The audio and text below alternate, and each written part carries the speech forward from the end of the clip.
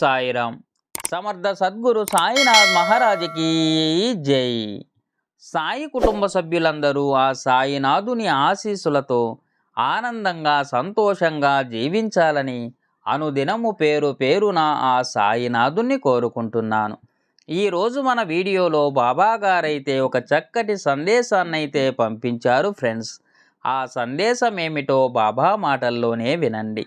బిడ్డ, ఈరోజు చాలా పవిత్రమైన రోజు.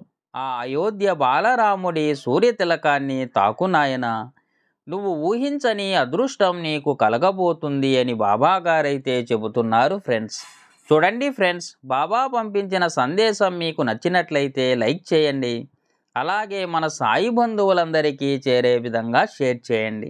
ఇంకెందుకు ఆలస్యం, బాలరాముని సూర్యతిలకాన్ని తాకి బాబా చెప్పే శుభవార్తనైతే వినండి ఫ్రెండ్స్. బిడ్డ, ఏమీ ఆలోచించకుండా ఈ శుభగడియల్లో నీకు కనిపిస్తున్న ఆ అయోధ్య బాలరాముని సూర్యతిలకాన్ని తాకావు కదా నాయన. ఈరోజు నువ్వు ఏది కోరుకుంటే అది నీ వద్దకు వచ్చి చేరుతుంది బిడ్డ. బిడ్డ, మానవ జన్మ అనేది ఈ భూమి మీదకు వచ్చిన తర్వాత ఈ శరీరం అనేది కోరుకునేది ఏమిటి అంటే, ఎటువంటి కష్టం అనేది నా జీవితంలో రాకూడదు, ఎప్పుడూ కూడా నా జీవితంలో సంతోషాలే ఉండాలి, ఎప్పుడూ నేను ఏది కోరుకుంటే అది కొంచెం కష్టమైనా కానీ అది నాకే దక్కాలి అనే స్వార్థం ఉంటుంది నాయన. అదేవిధంగా మనిషికి కోరికలు కూడా ఉంటాయి. కోరికలు ఉండడం ఎప్పుడూ కూడా తప్పు అని నేను చెప్పను నాయన. ఎందుకంటే కోరిక, ఆశ అనేవి మనిషి జీవితానికి చాలా అవసరం బిడ్డ. అవి రెండూ లేనప్పుడు అసలు ఎందుకోసం బతకాలి అనే ఆలోచన అనేది వస్తుంది నాయన. ఇవి ఏవి ఉన్నా కానీ నువ్వు చాలా సరైన స్థితిలో ఉన్నావు అని అర్థం చేసుకో బిడ్డ. ఇక నువ్వు పడుతున్న బాధల విషయానికి వస్తే, ప్రతి మనిషికి కష్టాలు వచ్చినప్పుడల్లా ఆ కష్టాలు కొన్ని గుణపాఠాలను నేర్పిస్తూ ఉంటాయి నాయన. ఎవరు నీ వాళ్ళు అని, ఎవరు నీకు పరాయి వాళ్ళు అని, కష్టంలో నీకు తోడుగా వారు ఎంత మాత్రం ఉన్నారు అని, ఇక ఈ కష్టంలో నీకు నువ్వు ధైర్యంగా ఎలా నిలబడ్డావు అని. కానీ కష్టాలు అనేవి ఎల్లప్పుడూ కూడా ఉండవు అని గుర్తించుకోవాలి నాయన. జీవితంలో కష్టాలు వెళ్ళిపోయిన వెనువెంటనే నీ జీవితానికి సంతోషాలు అనేవి ఆరంభం అవుతాయి అని గుర్తించుకో బిడ్డ. అదేవిధంగా ఇప్పుడు నువ్వు బాలరామయ్య సూర్యతిలకాన్ని తాకావు. ఈ సూర్యతిలకాన్ని నువ్వు ఏదైతే అనుకుంటూ తాకావో అవి నీ జీవితంలో రెట్టింపు అవుతూ వస్తాయి బిడ్డ. బిడ్డ, ఒక మాట నీ కోసమే చెబుతున్నాను, చాలా జాగ్రత్తగా విను నాయన. ఈ జీవితం అనేది చాలా అద్భుతంగా ఉంటుంది. జీవితం అనేది సముద్రం లాంటిది బిడ్డ. నీ యొక్క తెలివితేటలు, నీ యొక్క శక్తి సామర్థ్యాలతో ఈ జీవితం ముందుకు వెళ్ళాలా లేకుంటే వెనక్కి వెళ్ళాలా అనే ఆలోచన పూర్తిగా నీ మీదే ఆధారపడి ఉంది బిడ్డ. బిడ్డ, ఇన్ని కష్టాలలో కూడా నీలో ఉన్న గొప్పతనం ఏమిటో చెప్పమంటావా?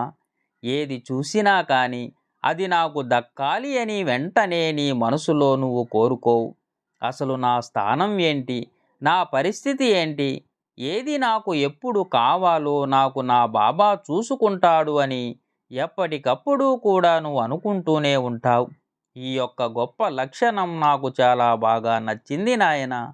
ఎందుకంటే అలా అనుకునేవారు చాలా అరుదుగా ఉంటారు బిడ్డ. ఆ అరుదైన వ్యక్తులలో నువ్వు కూడా ఒక వ్యక్తివి అయినందుకు ఈ తండ్రి చాలా సంతోషంగా ఉన్నాడు నాయన.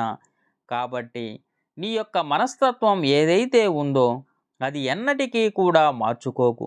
నీ యొక్క నమ్మకం ఏదైతే ఉందో ఆ నమ్మకాన్ని కూడా ఎప్పటికీ వదిలిపెట్టకు నాయన.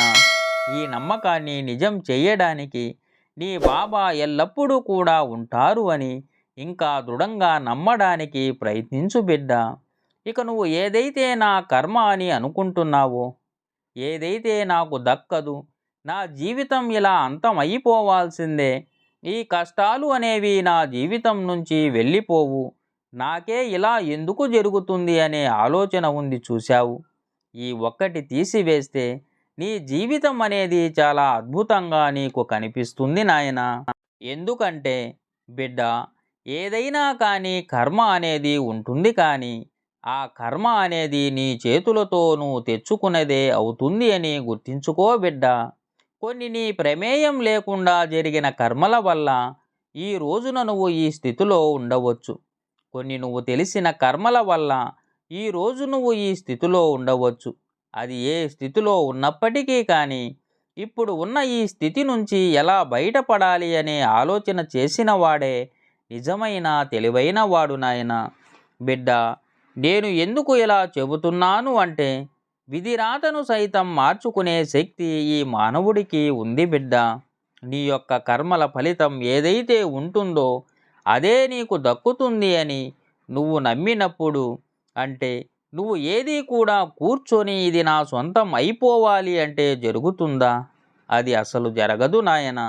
ఏదైతే నువ్వు దక్కాలి అని అనుకుంటున్నావో దానికోసం నువ్వు కష్టపడాలి, శ్రమించాలి. దానికోసం ప్రతి నిమిషం కూడా ఆరాటపడాలి. అది వస్తే నువ్వు ఎంత ఆనందంగా ఉంటావో ఆ ఆనందాన్ని నువ్వు ముందుగానే అనుభవించాలి బిడ్డ. అప్పుడు ఆ కర్మకు శక్తి అనేది రెట్టింపు అవుతుంది. అప్పుడు నువ్వు కోరిన కోరిక ఏదైనా కానీ నీ పాదాల దగ్గరే ఉంటుంది నాయన.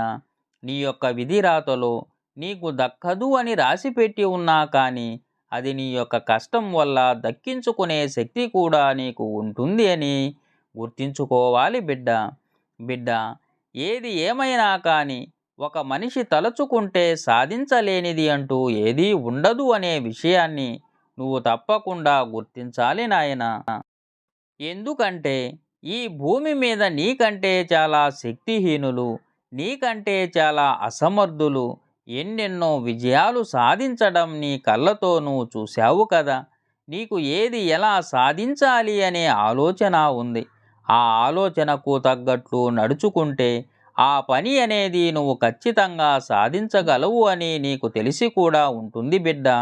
కానీ అది చెయ్యకపోవడం ముమ్మాటికి నీ తప్పే కదా బిడ్డ. ఇక నువ్వు ఆ తప్పు చేయవు అని ఆశిస్తున్నాను. కాబట్టి ఏమి జరుగుతుందో అది కర్మల మీద జరుగుతుంది అని మాత్రం అనుకోకు. అది నీ యొక్క పనితీరును బట్టి జరుగుతుంది అని మాత్రం ఆలోచించు నాయన. ఈ యొక్క ఆలోచన నీ జీవితంలో ఒక గొప్ప మార్పును తీసుకువస్తుంది అని నువ్వు ఎప్పటికీ గుర్తు పెట్టుకోవాలి నాయన. ఇక నీకు ఒక సంతోషకరమైన వార్త చెప్పమంటావా బిడ్డ? నువ్వు దేనికోసమైతే శ్రమిస్తూ ఉన్నావో అది ఖచ్చితంగా నీకు జరిగేలా నేను చూస్తాను నాయన. ఈ అఖిలాండ కోటి బ్రహ్మాండ నాయకుడు ఏదైనా కానీ ఒక మాట ఇస్తే ఆ మాట అనేది ఖచ్చితంగా నిలబెట్టుకుంటాడు నాయన. నువ్వు దేనికోసం ఆరాటపడుతున్నావో, నీ మనసులో ఏదైతే జరిగితే నేను సంతోషంగా ఉంటాను అని అనుకుంటున్నావో అది ఖచ్చితంగా నీకు దక్కేలా నేను ఆశీర్వదిస్తున్నాను నాయన. కానీ దానికి తగ్గ కృషి కనుక నీ చేతుల్లో పని అయితే అది నువ్వు 100% కృషిని నువ్వు విజయవంతంగా చేసినప్పుడు మాత్రమే అది నీకు దక్కుతుంది బిడ్డ. ఒకవేళ అది నీ చేతుల్లో పని కాక దైవ నిర్ణయం అయితే కనుక అది ఖచ్చితంగా నేను జరిగేలా చూస్తాను నాయన. బిడ్డ, దేనికి అసంతృప్తి చెందకు, దేనికి నిరాశ చెందకు. ఇప్పుడు ఏదైతే జరుగుతుందో అది అంతా కూడా నీకు అనుకూలంగా మార్చుకునే శక్తి సామర్థ్యాలు అనేవి నీ దగ్గరే ఉన్నాయి అని గుర్తించుకో నాయన. నీ యొక్క ఆలోచనలు అనేవి ఎన్ని కోట్లు పెట్టినా కానీ వేరే వారి దగ్గర నుంచి నువ్వు పొందలేవు బిడ్డ. నీకు నువ్వే ఈ భూమి మీద అని ఆలోచించుకోవాలి. నీ కోసం నువ్వు ఏమి చేసుకోవాలని నీకే తెలియాలి బిడ్డ. ఎదుటి వారి సలహాలను గుడ్డిగా నమ్మకు. నీలో ఉండే మరొక చెడ్డ లక్షణం ఇదే నాయన. ఎందుకంటే అందరూ కూడా నీలానే ఉంటారు, నీలానే ఆలోచిస్తారు, నీలానే మంచిని కోరుకుంటారు అని అనుకుంటున్నావు. కానీ ఈ లోకం చాలా స్వార్థంతో నిండిపోయింది బిడ్డ. ఎవరి స్వార్థం కోసం వారే ఆలోచిస్తున్నారు. ఎవరికి దక్కాల్సింది వారు దక్కించుకోవడం కోసం ఎదుటి వారిని తొక్కడానికి కూడా ఆలోచించని లోకంలో నువ్వు బ్రతుకుతున్నావు నాయన. కనుక ఈ లోకంలో ఎవ్వరిని గుడ్డిగా నమ్మకుండా నిన్ను నువ్వు నమ్ముకున్న రోజే నువ్వు కోరిన తీరాలకు చేరగలుగుతావు అని గుర్తించుకో బిడ్డ. కనుక దేని మీద ఆశ పెట్టుకోకు. నీకు అంతా మంచే జరుగుతుంది నాయన. దీర్ఘాయుష్మాన్ భవ. చూడండి ఫ్రెండ్స్, బాబాను నమ్మండి, మీకు అంతా మంచే జరుగుతుంది. ఓం శ్రీ సాయిరాం. సర్వే జనా సుఖినో భవంతు.